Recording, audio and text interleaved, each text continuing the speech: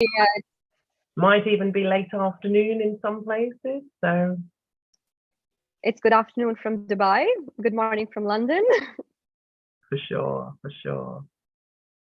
We'll just give it some time, Humaira, because we see a lot of people are joining in now. So let's wait for like 2 minutes and we'll get started with the session. So we're streaming here. We're streaming online on LinkedIn also. So we'll have people from across channels watching us and listening to your informative session today. Cool. Well, I hope that whilst I'm talking, people will ask questions. I mean, to make this as interactive as we possibly can, as you can with a webinar. So I'm sure there'll be a lot of questions for you. So we'll ask, our viewers to just put in your questions on the chat box or the Q&A session. So we'll be monitoring that closely and we'll address as many questions as we go with, as we proceed with this webinar. And yeah, I mean, looks like we have around close to 100 people here. Yes. cool. All right. Do you want to like get started or give it like, we'll just give it one more, minute. So meantime, maybe, Humaira really wants to know where you guys are from, logged in from different parts of the world. So we'll at least understand who we're addressing. So if you can just put in the chat, like what your name, probably where you're connecting from, and, some basic facts so we know who we're talking to. Neha, oh right, okay, the chat. Somebody was saying the chat was disabled, but it seems like it is working. So yeah. It's yeah. Yeah, the chat's working now. So. Yes. Okay. A lot of people from Morocco, from Abu Dhabi, Nigeria, India. Okay, there's Turkey. Oh gosh, it's Croatia, South Africa, Cairo. Okay, it's a mix. Okay, Humaira, now you know who you're talking to. Good morning, everyone. Good afternoon. Possibly even Birmingham in the UK. Somebody on the same time zone. Good morning. So yeah, South Africa, very similar. Oh, Indonesia. Great. So Indonesia's got you late. So I think let's slowly get started then. Yeah, I mean, good morning, good afternoon from us to everybody out there. My name is Neha Thomas. I am the head of marketing for Creative Zone, and today's session I have Humaira Ali, who is the director of Intuitive Change. She has over 20 years of experience specializing in change management. So I think her forte is if your business is in trouble, go to her. So she knows how to, potentially pivot your business model, give the right advice to all senior management people, and get your business on track again. I believe that's her strength, and that's why people go to her for advice. And I also would like to mention, our partners for Startup Academy, Rio Bank, and the University of Birmingham, Dubai, for supporting us throughout this journey. Because this is just the beginning. Again, it's just the second session. We have 14 more sessions to go. So thank you for your support, as always, for promoting, for being supporting us throughout the Startup Academy program. I leave it to you, Humaira, to introduce yourself again, and over to you. Good morning and good afternoon to everybody. Yes, so I'm Humaira Ali, and today we're going to talk about idea to execution. So let me throw some slides up, and I promise you this will not be death by PowerPoint, as many people often get frustrated by. So let's get that shared first. And Neha, if you can confirm. Yes, I can see your screen. Can you see everything in full screen? Yes, full screen it is. Fantastic. So let's make a start, and I'll give you a brief introduction to who I am. So as Neha said, thank you for the generous introduction. I've been in transformation and change for the last 20-something years. I don't want to reveal my age. Let me start by talking about the service that I offer. So I will often support businesses when they know they need to make change, and perhaps they are creating a program of work. They've got the idea, they've got the strategy, but they don't necessarily know how to make that into reality. So I'll start programs for them. Equally, they might be some way through a journey, and perhaps it's not quite going right, or the circumstances around them have changed. So again, I'll dive in and help get that back on track. And lastly, I'll provide a level of consultancy so that businesses might want to take their products or their services to the next step, or perhaps they're getting off the ground. So I can provide advice, guidance there. So that's my service in a sentence. Who are you? So who am I offering the service to? Large global organizations, European and UK range organizations. Sometimes it's a department within an organization or even a small business. So I work at all scales. Some of my previous clients have included ABN AMRO, Barclays, RBS. In the retail space, Harrods, but I've worked for BP before. And I currently work for NHS England, the National Health Service, in which we're steering a number of digital transformation programs. So that gives you a little bit about me. And the way I've just pitched this is relevant to the conversation we're about to have. During this conversation, please do put questions in the Q&A, and periodically we'll dive in and see about answering those. Can I also thank Creative Zone and our sponsors for inviting me to give this talk today. Okay, so what are we talking about today? Idea to execution. You guys are entrepreneurs. You've created, or you're thinking about creating, an idea that you want to become a reality. And there are many, many tools and processes and things that you can use to take that idea to actually becoming a reality. I'm only going to talk about two today, and I think these are the key two. That doesn't mean there aren't others. I think I should also be said, there's a whole bunch of stuff I'm not going to be covering today, because actually over the next several months, there's a whole bunch of brilliant people who've got specific experience in things like marketing, scaling your business, influencing and networking, building partnerships, and something very close to my heart, which is the social impact part of it. So please do sign up for those, because I think this whole suite of talks is going to be really, really useful to you. So business model canvas and project plan. So let's start. What are the key questions that you need to ask once you've decided that you want to start a business, or that you've got an idea that you want to make into a reality? If there is one thing, and only one thing, you take away from today's presentation, it's the first set of questions on the first line. What is my product or service? What's my unique selling point? And can I describe it in a sentence? Because if you can't, you will struggle to get your product or service out there and for people to understand what it is you offer. Can I just clarify product and service? So product being often a thing, exhibit A, thing, or a service. I offer services because I give you my time, my consultancy. So just some clarity around that. Neha, I've seen that you have popped up. Do we have some questions? Yes, we're getting some people asking that, will the recording be shared?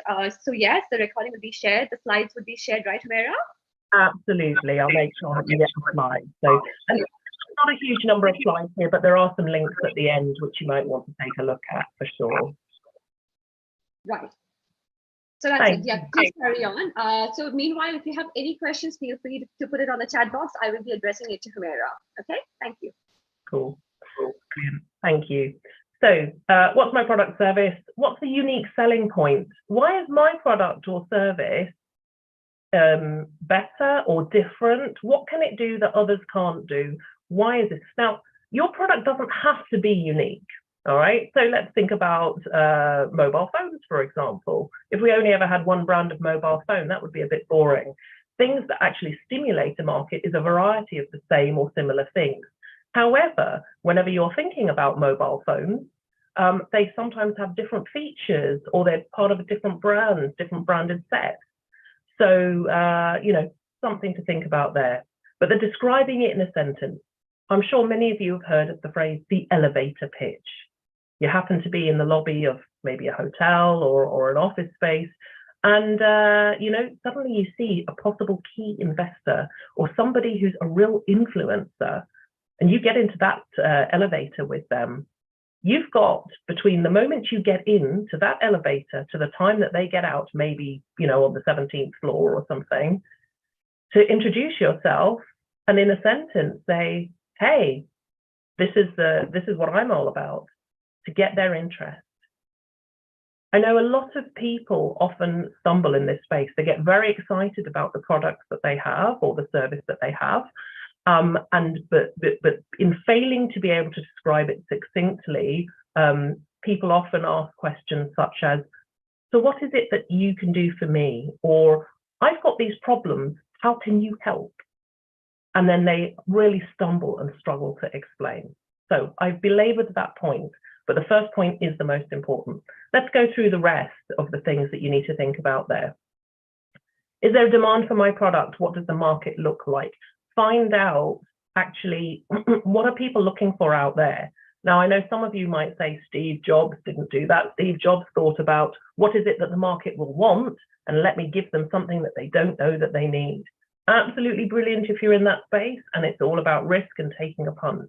But I think that there is some sense in understanding what are the problems that people are looking to solve, what are the things that people need, because that's often a great place to start in terms of what it is, that whether your product will fly.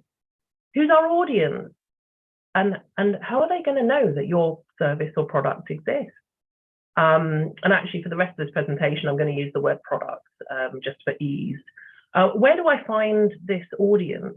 Because at the end of the day, there's no point opening a shop but not telling anybody, hey, here's my shop and here's my shelves of things that you can come and buy. Who are the people and companies that are going to help me provide that product? Because, for example, if I come back to my exhibit A, I don't make mugs, but perhaps I know a supplier who can make the mug. And does that supplier do the printing? No, maybe I need to think about that. So already I might have a supply chain. Equally, are there industry regulations of law or laws? So I'm particularly thinking about the financial services sector. I'm thinking about the medical sector, and the research sectors. There will be strict regulations and laws on what you can do and how you can operate. That adds cost to that supply chain and product set. And then let's talk about the cost to produce and what will people pay for it. There's no point having the best product in the world that costs maybe £1 million. I don't know how many buyers you would get for that product. Equally, what are people prepared to pay for it? Pricing and doing research around pricing is super important. Just dropping your price low isn't necessarily a guarantee of success either. What can help and hinder the creation and delivery of this product to market?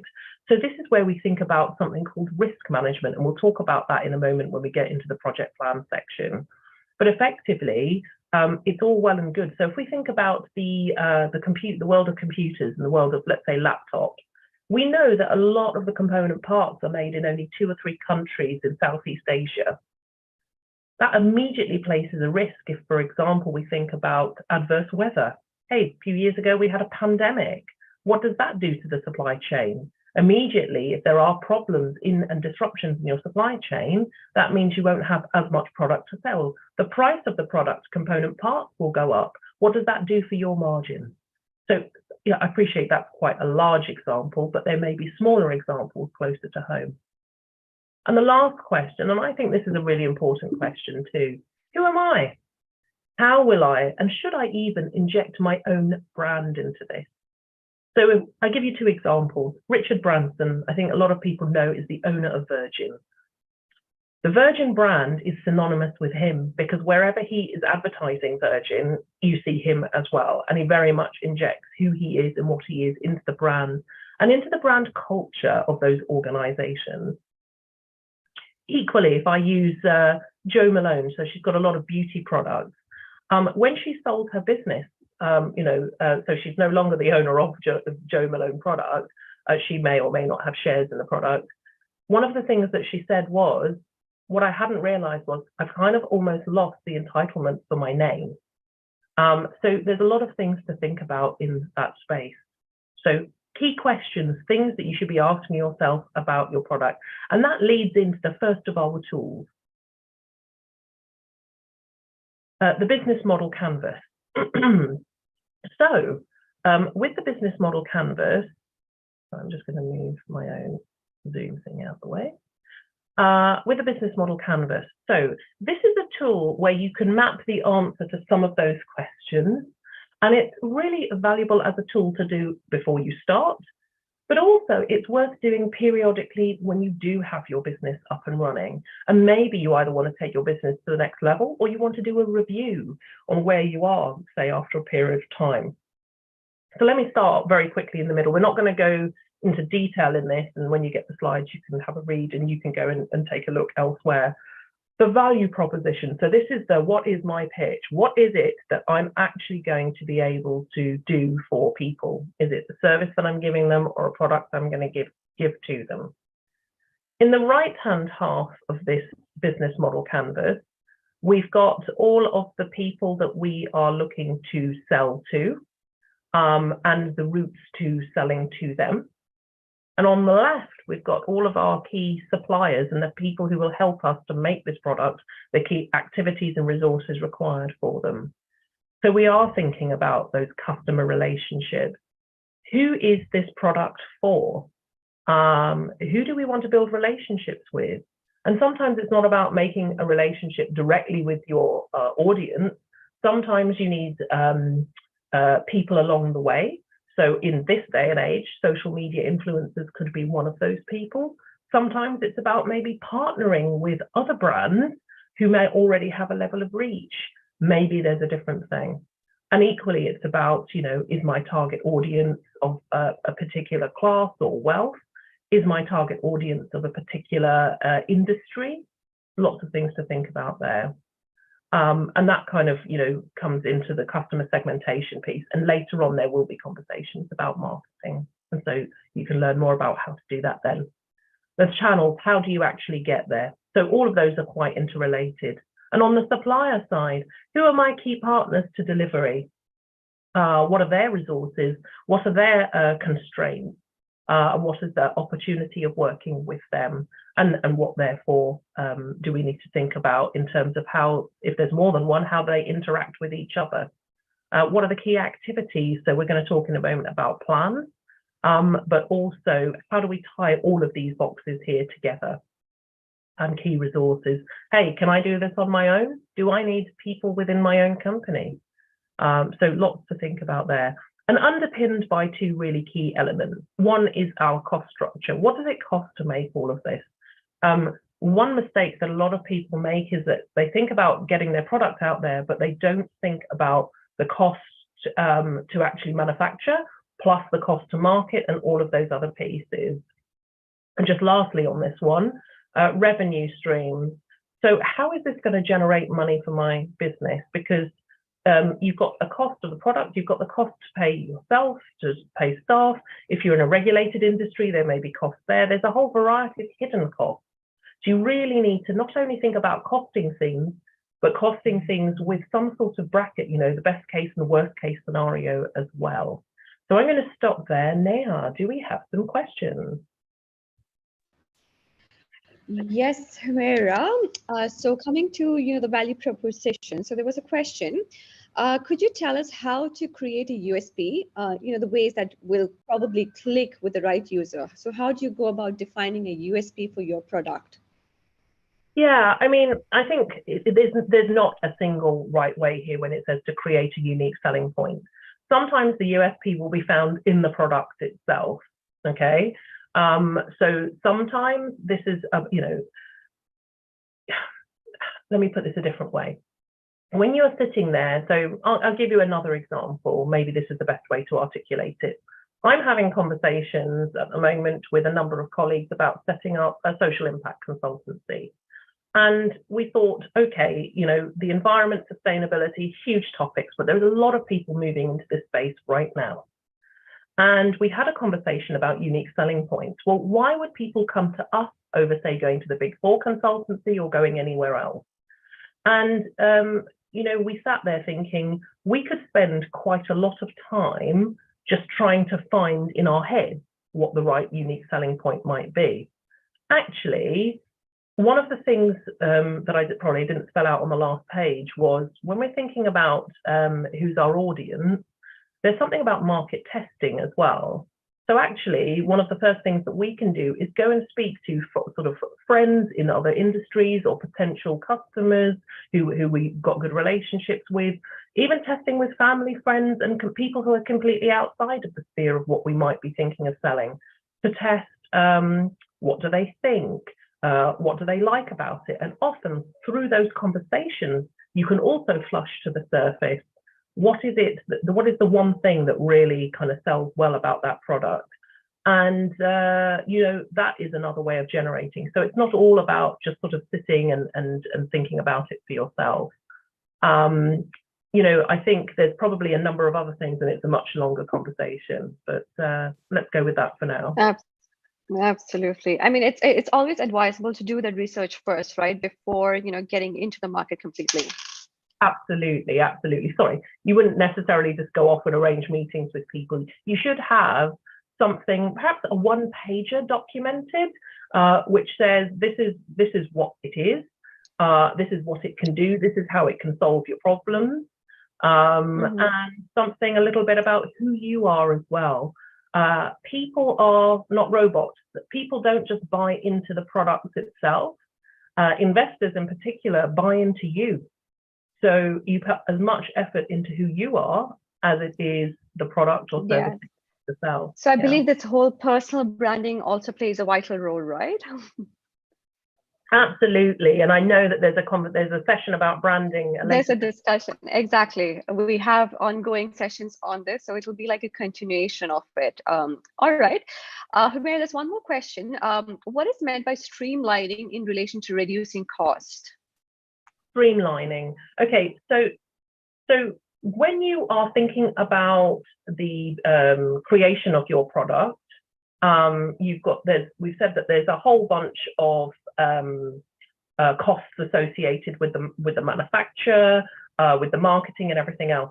Once you've kind of, you know, perhaps done some trial runs, or you've got some, or you've even got your product underway, I think then you start to look for efficiencies in that. What's things like faster time to market, will that cost more or less? Are there opportunities and synergies? So you're always kind of keeping a view through your whole business. You're in your head, you are running through these particular boxes and saying, is there something that I can do better? And what will the advantages of that be? It's not just about the physical cost. Sometimes it is about actually volume of product or even variety of product and its timing. So it's not just about when are you ready to go. So when we think about streamlining a business, we're thinking on two sides. There's one about how do you make things more efficient from a product, from a cost, from a time to market perspective, but also there may be opportunities outside which you want to kind of align with. So for example, and again, sorry, a big lumpy, but everyone knows it example, the Olympic Games. Perhaps your product is something which is going to really, really fly in the run up to the Olympic Games. So there's no point it being ready after the Olympics are over. And maybe it's not even a case of being ready in time for the Olympics. Perhaps it's in the year run up to it. So, you know, as a result of that, you might think about different ways. Maybe you need to ramp up at quite a steep pace. So now you're going to be looking at your supply chain. Maybe you need to bring multiple suppliers in because one supplier couldn't handle the volume that you need in a point in time. But maybe it's not as efficient if you have, you know, like 10 partners. So does that give you an idea? I suspect the question was mainly from a cost perspective, but I hope that I've answered it in that. Yes, we have another person asking, so if you give away too much information now, will that kind of jeopardize the uniqueness of my business? So where do you put that stop and where can you go, full on? So you will hear me say this a lot today. There is no right or wrong answer. You have to gauge the person you're speaking to. So what does too much information look like to an investor versus a potential customer versus a potential supplier? I think this also comes down to your own values as well. So I personally, I provide the information that's needed, but I'm potentially not going to speak to an investor and tell them all of the last ins and outs of exactly where I'm at, because I'd like them to take a punt on what I'm doing. So I do want to give a very smooth finish to where I'm at, even if I'm not quite there, but I'm very confident I'm going to get there. Equally, I'm not going to say to a customer, here's something my product can do that it can't do. I'd be in breach of a dozen laws to begin with as well. So I always run on the just enough principle, but there is a timing thing as well. And equally with suppliers, sometimes, it's good to have a level of honesty. Suppliers, what do they want from you? So what are the things that you are going to talk to them about and not talking about? Suppliers want to get paid. So if you've got some challenges around funding, I think you need to be careful about how you couch that, if at all. But equally, when there are opportunities and demand that you may have, giving suppliers early notice about actually the potential increase, or being honest that maybe we're about to trial something new and there are some opportunities here. So it really depends on what it is that you're going to talk about and when. One thing I would always be cautious about, and that's just me because perhaps I've got a level of caution, and perhaps entrepreneurs of a different ilk might be quite different, is when I'm going to go to market and tell people the product's coming. I feel like I want a level of confidence that the product's actually going to be there. But some people have got a really, a good nous and a good experience, or even just a good kind of head for or good instinct for, no, this thing's definitely going to work out, I'm going to run early with it. Again, other people in subsequent sessions are going to talk more about things like marketing. So for sure, hopefully that answers the question. Yes, he had an additional, because what he meant more was with sharing with the details with his own team. So it's a concern, would they copy or compete in the future? Yeah, it's a possibility. Yes, no. Yeah, but I think there's some level of trust too involved in this. So Humaira, what would you want to answer to this? Two specific things there. So one, you do need to be careful, and there's only so much that you can do. But then we hear all the stories, don't we, of the person who's been loyal for the last 40 years, and then the person who ran off with the idea. If your idea is that unique, what are the kind of protections you need to put around it? And equally, if you are having people working with you, what type of contract are you going to put in place? Whether friends, family, or people that you don't know, business is business, and there should be some sort of formal contract in place, so that very upfront expectations are set. Things sometimes say sour because you didn't set the right expectations at the right time. So maybe there's non-disclosure agreements as part of that contract, or maybe it's just a non-disclosure agreement. It's good to have a good lawyer. I definitely know that later on there is a session with a legal specialist in this later on this year. So hopefully that helps. Okay. Thank you so much, Humaira. Yes, again, question saying, yes, this session would be recorded and we would be sharing the slides. So don't worry about that if you've missed the first portion or if you're not able to attend further. So we'll be sharing everything with you. Okay, over to you, Humaira. Just we'll carry on with the discussion. Let's move on. Okay, so the next part, let's move on. So that was the business model canvas. The business model canvas is laying out for you what's my proposition, who's my target audience and how am I going to get to them, what's my supply chain look like, what do I need to think about from cost and revenue perspective. Now let's talk about the plan. What are the things that I need to put in a plan so that I make sure I cover all of my bases. Now, depending on what you're doing is going to be the complexity of the plan here. These are tenets of a plan which can be done on the back of a napkin all the way through to proper project program management tool sets, depending on the size, scale, and complexity of what you're doing. But I think in starting out, I think you need to have some of these basics in place. Okay, so what do I mean by scope, aims, goals, and measures of success? The scope of what you're doing. In my business, I'm going to make mugs. Right now, that's what I'm going to do. Setting a scope is very, very important, especially as you're pricing up what you're going to do, how you're going to do it, and all of that piece. Somebody might come along and go, wouldn't it be great if we made these mugs gold? And you could go, yeah, let me just do that as well. Immediately, you've changed your scope. You've gone from making white mugs with a funny label on it to gold mugs. Did you understand what the impact on your costs would be? Did you understand what the market is looking for? There will be great ideas and in reality, probably lots of opportunities that might fly in. You need to be very clear on what the scope of your business is. You need to upfront, when you're doing your one-pager, think about what is my business not going to do? What if someone approaches me and says, but could you do this as well? Will I do it? Won't I do it? How will I manage it? So this is one of the key things where costs can go out of control, because you keep on absorbing new ideas without repricing or thinking about the impact of it. And equally, what does success mean to me? You know, I need to start. I'm starting out from nothing. I'm going to sell, I don't know, 100 mugs in the year. I know that's not a good business sense at all, but I'm just making this up as an example. If you don't have some sort of measures and metrics in place, how do you know that you're doing well or not doing well? And I understand that out there, the market around you, the world around us is changing at an ever increasing pace.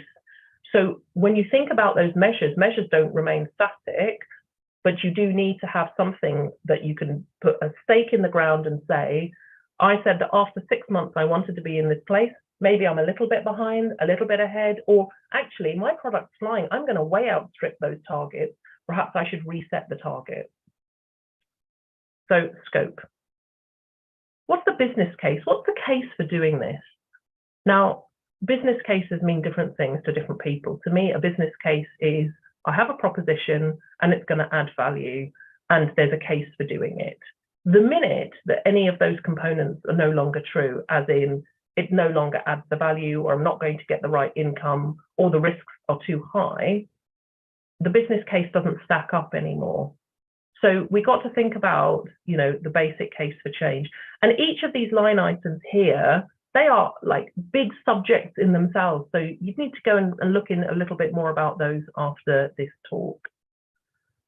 Now, when we think about the word plan, people think about the third item in the list, which is a schedule of tasks to achieve each of the goals. So that your to-do list effectively.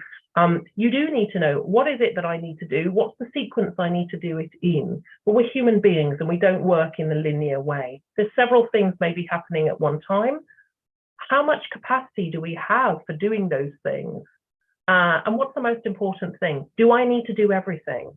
So in your plan, you are not writing down everything to the end of time. You're looking at what are the key building blocks that you need.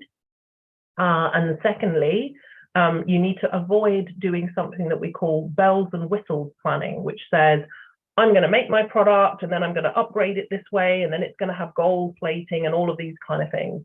Because actually you need to get some sort of base out there. And perhaps your plan starts by saying, I'm going to actually do my one pager and I'm going to do some market testing. And maybe there's a milestone on your plan that says, once we get to market testing, then I'm going to be able to do stage 2 of my plan, which was either A or B. A was go back to the drawing board, or B, actually, let's now carry on and look into more costs and research and so on and so forth. Risks, issues, assumptions, and dependencies. Against that plan, what are the risks? What could come and disrupt you from achieving your business case that could stop you achieving your goals? And this is a terminology thing. Risks are the things that could happen, Issues are things that are hitting you right now. So those things that need to be tackled that are going to stop you from achieving the value that you're looking to create. When you are planning, you don't have the answers to everything. There is lots that you don't know. So you make assumptions. How am I going to work out how much I think this is going to cost if I don't know, the price of whatever this is made from, ceramic stuff, I'm going to say, or the price of paint? It's something I need to find out. So I'm going to make an assumption that the unit cost is going to be X pounds, something like that. The other thing is dependencies. You're not an island. Whatever you're doing, you're going to be dependent on other people, things, or situations. If you've got these things written down, then you know about them. And it's better to be, planning is about understanding what are the things that are happening, what needs to happen, and what could hit you around there. Of course, you have to plan for your costs. There is no point thinking, I can do all of this and still sell a mug for 20 pence. Communication. This is talking with so many different people. At the start, it might be your market testing or doing some market research. It might be sponsors, investors. We've heard someone ask a question about people who are staff and customers. What are the channels? What's your plan? When do you think you should be talking and to whom? What's the quality of that communications? What channels are you going to use? Are you going to do things on paper? Are you going to present? Are you going to take a video? Are you going to do something more creative? And what's the regularity of that communication? Perhaps not as often with investors, but more often with staff. And how are you going to build a movement around your product? And lastly, the resources. You can make the best plan in the world, but who's actually going to do the work? That's staff, that's suppliers. What about resources in terms of components? I need to buy these products from, or sub-products from other manufacturers, and how available they are, because there's no point saying, I'm going to make, gold mushrooms of a specific kind that come from a forest somewhere else. I mean, if you can't get hold of these things, then, back to the drawing board. So that's the basics of a project plan. And yeah, I think let me actually wrap up on the summary, and then let's go into some Q&A. So the key thing for me is, what is your product? What does it do? What value does it achieve? And in a sentence, be a long sentence, but we're human beings. We can't take on loads and loads of information. So make it succinct, make it punchy. Use your business model canvas to outline the product and the business model around it. So we've talked about customers, suppliers, all of the players who are involved in that and how they all interlink. The project plan is going to actually be your guide from the moment you have your idea to the moment that you go live, whether that's opening a shop, going online, whether that's offering a service to people. And online doesn't have to be going online doesn't have to be a hard moment. You can have hard launches, soft launches. There's a whole bunch of stuff in there. And last but not least, identify your own brand and what you bring to this.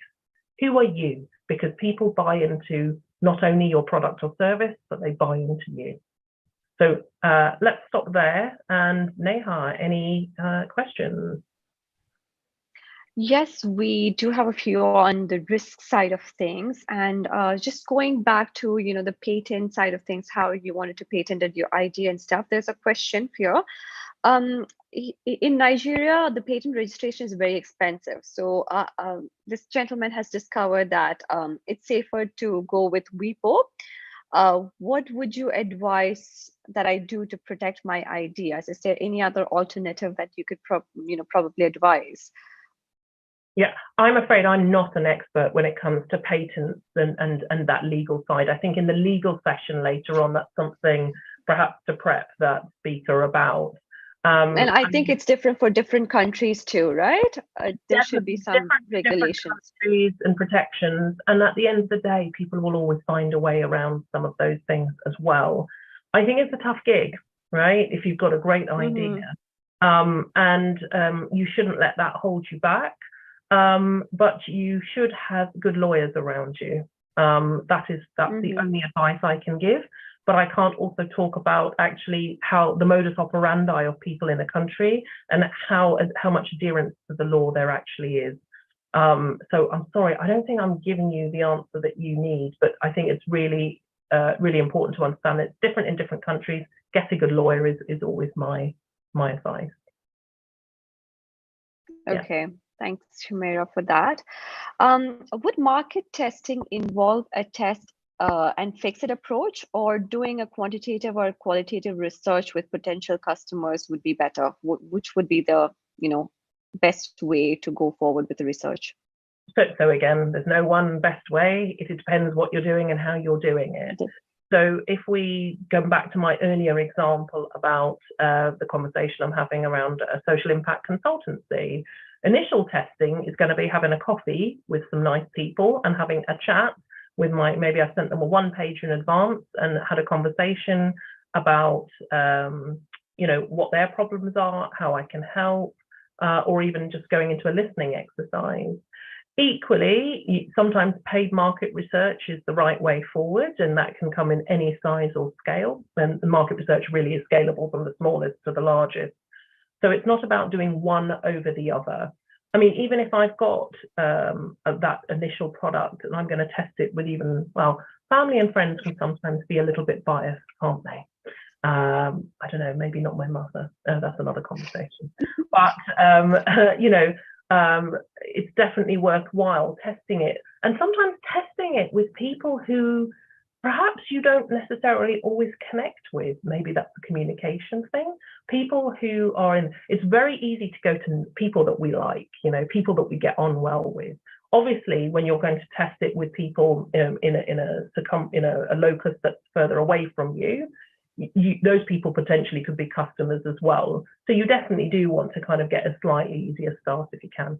So the answer is there is no right answer. There's multiple ways of doing testing, but perhaps the initial testing is having some conversations. Some further testing is market research, paid market research. Right, because there's another question similar to this. I think Humaira already addressed this, but the question was like, there are so many creators in this digital market. So does one have to do a test market with family or close friends, or can they potentially start with a client and start from there? So again, I think it clearly depends on the business model. And I mean, as you explained right just now. Yeah, I mean, and let me just give you one other example there, right? So a friend of mine, when she started her business out, so she started a consultancy where she's selling basically operating model and project management services. And she used to work for another bank, I think, but they were in a building where they had some floors and other companies had other floors. She used to have a coffee with somebody else who was on another floor, and she was putting the words, I'm going to be starting my own business. And that person said, hey, what you've just done there, could you come and do it for us as well? She didn't even know. She'd been having coffee with them for who knows how long. So actually everybody is a potential customer as well. So be aware of that. And when you are going to test with potential customers, you'd be surprised actually where customers come from sometimes. So always keep that sort of professional front on when you're talking about your product. Neha, sorry. Right. Yes. Okay. There's a question. Do you do services in selling ideas? Do you do that, Humaira? If yes, what are the requirements? Sorry, are you asking about me personally? As in, can I come up with ideas? Yeah. I mean, I think it's quite vague. Yeah. It's okay. So, let's move on then. Yeah. My sweet spot is actually turning people's ideas to reality. My sweet spot isn't creating the idea myself. All right. I'm just going to be very honest about that. But my strength and my product, my company, my services are taking your idea and saying, right, how do we now get that to go into reality? And often, specifically, I'm working with larger corporations. So you said that's quite different.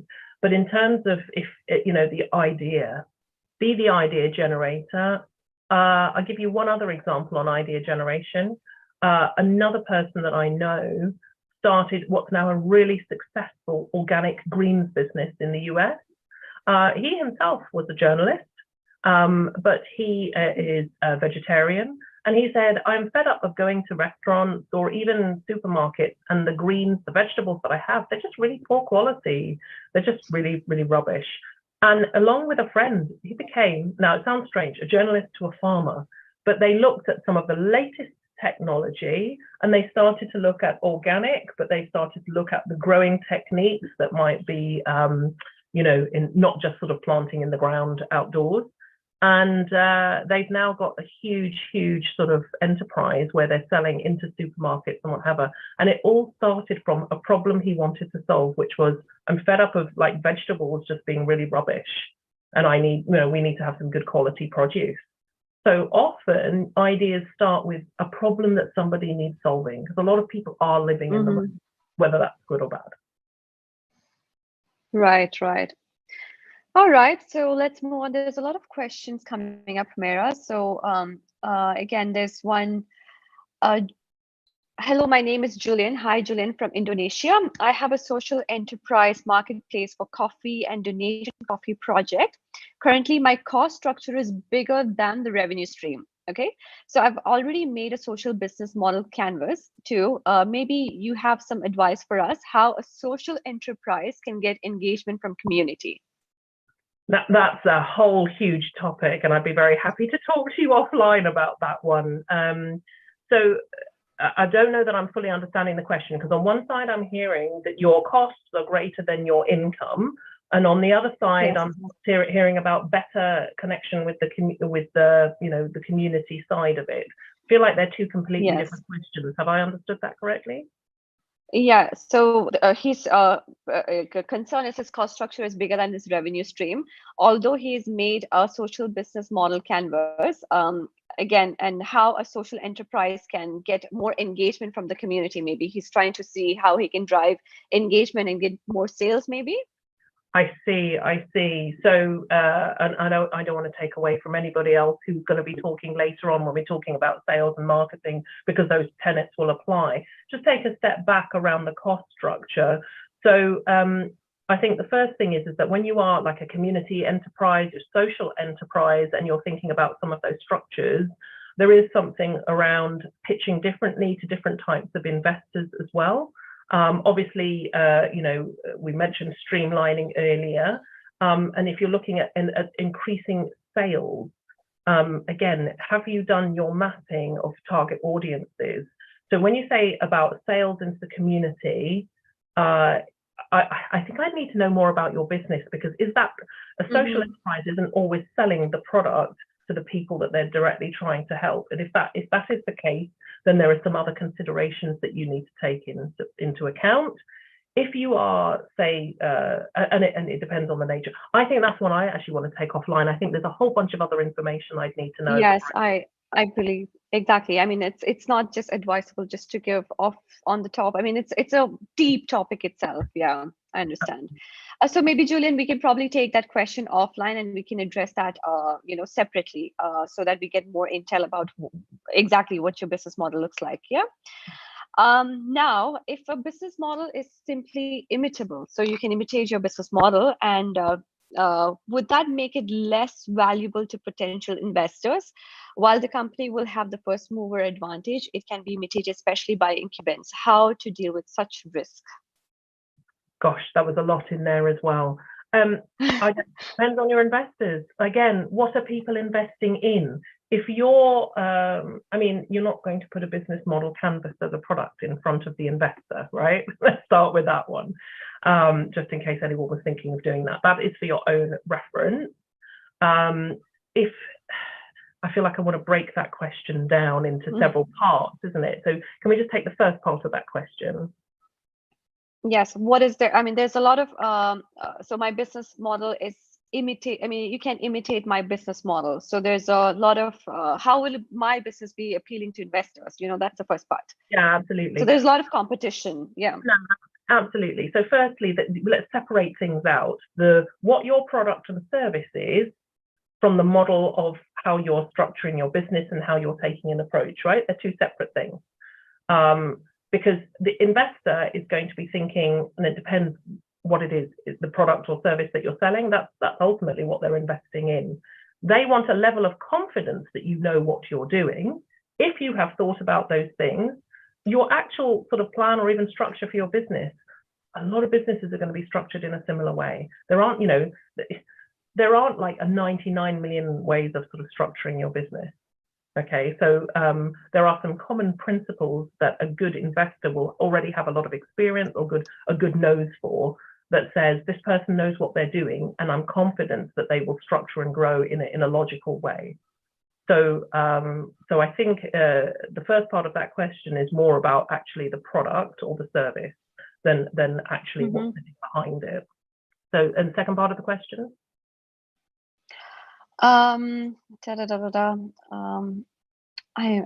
It just went down. I'm so sorry. Okay, there's a lot of chats coming in. I think I just missed the second part. I can't find this question now, to be honest. We can look at that later. Okay, we can look at it. We'll come back to that again. So there's a lot of questions again on the risk analysis part of things. Okay, so what should I do to, analyze my risk before entering a market? So there's a lot of questions on those lines. So maybe we can just generalize something and, give a feedback on that. Yeah, okay. So there's many risk templates out there, but the question is risks is about being cited on anything that could happen. So sorry, is the question really asking about, is there some sort of structure that we can look into? Because risk management is just a huge topic in itself. I can see if I can dig out links or something to a template. But yeah, is there any template for risk analysis, or how do I do a risk analysis? What is the format, or what is the procedure? So before I launch a product into the market, what should I do? So without having sort of thrown up a template, and you can make the template yourself, what you're really doing is saying, what is the risk? And it's not necessarily specifically about a going to market, but what is the risk to my product or service no longer being viable? That's the question you're asking. And a risk framework would often have some sort of scoring system on it.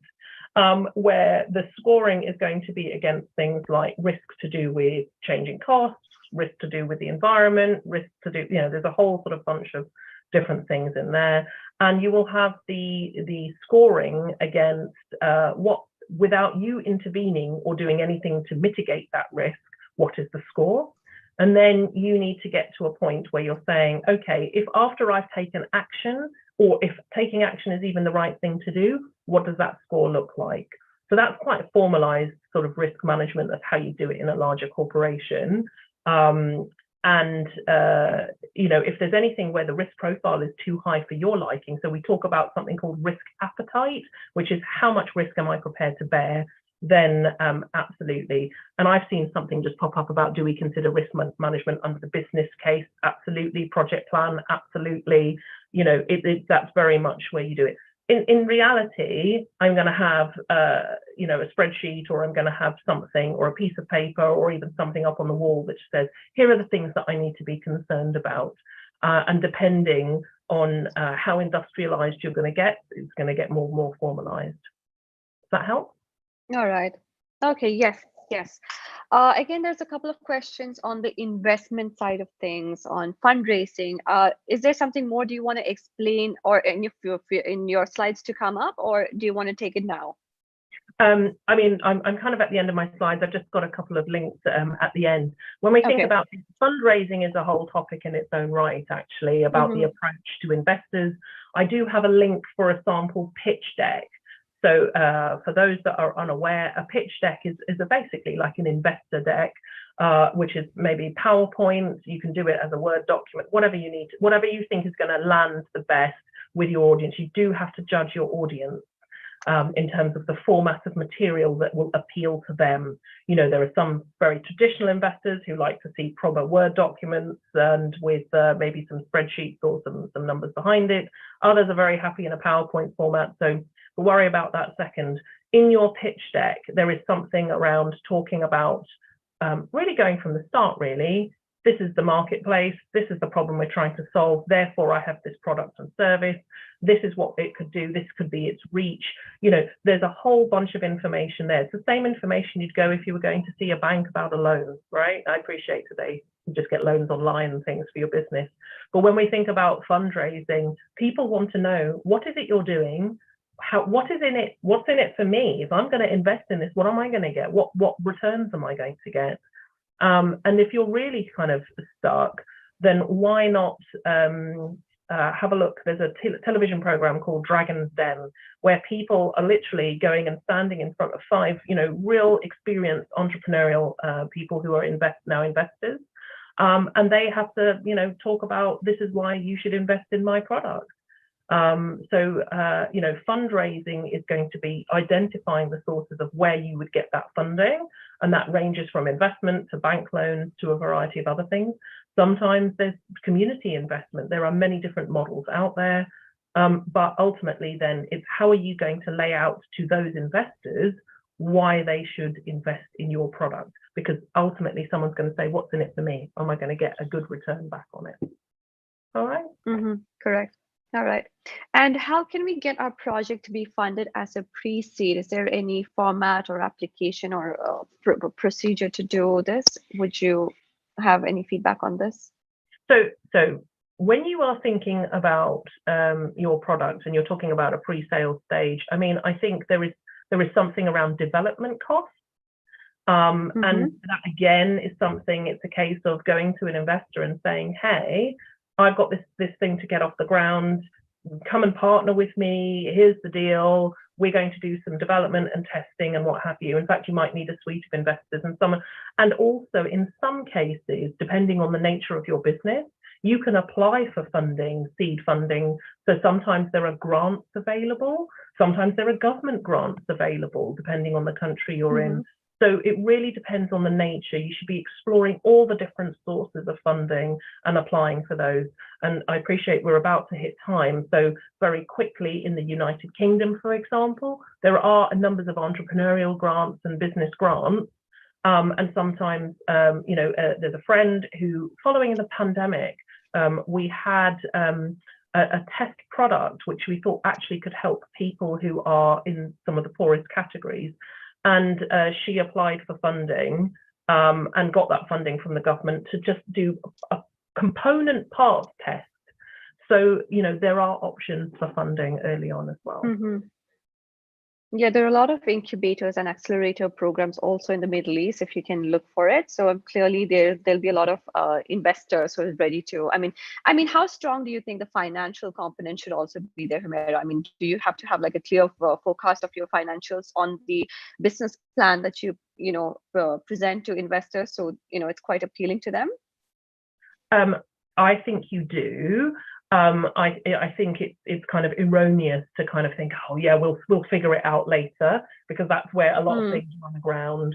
You need to be able to articulate a very clear return. You do not have to reveal every last element of your finances to your investors, but you do need to lay out the forecasted returns and better still, some evidence. Now, evidence, if you are first in market, is going to be difficult, but you can then verbally talk about comparisons. All right. Right. Okay. All right. Yeah, I know we're already at 1 p.m. Dubai time. So Humera, I mean, I'll let you conclude your presentation first, and then we'll see if there's any more important questions on the way. Thank you. Well, look, I will make sure that we share these slides. I've got a bunch of links at the end. I'm not going to go through them now, but there's a few tools in there like PESTLE analysis, which is looking at your political, economic, environmental, SWOT analysis, which is your strengths, weaknesses, opportunities, threats. There's a pitch deck link. These things are all available on the internet. This is not a complete set of tools, but these are some things that you will find useful. Also, the things that I've talked about today, they are subjects in their own right. You do not have to go off the scale in this, because when you're really starting out, and if you're starting small, these things can be done on a piece of paper. So think about appropriate scaling and the use of these tools depending on how big you're going to move straight away. And lastly, these tools don't just get used at the start. Pull them out and use them to check if those conditions are still the same, if your business case still stacks up, and if things are if the environment has changed there, so you can check your progress. You cannot manage what you cannot measure. I will leave it there. Thank you very much, everybody, for joining us today. Thank you so much, Humera, for this session. It was quite insightful, and I'm sure everybody has tons of other questions. So probably we can leave maybe your email ID here. So, if they have any direct questions for you, they can probably address it to you directly.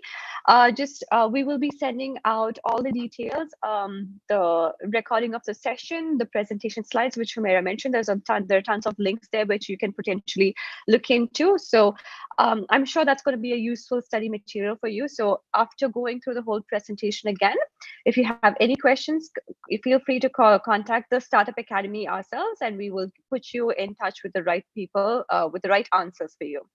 Till then, thank you so much, Humera. Thanks again for coming on board. As always, it's always a pleasure to have you and speak to our viewers. And thank you all for joining. And yes, any closing words, Humera, from your side? Yeah, if there are real specific questions, I know there was one I said I'd take offline. Connect with me on LinkedIn. Absolutely. And if I can have a couple of minutes at the end, that would be great. Thank you. Yes, sure. Thank you. Thanks very much, everyone. Have a good weekend.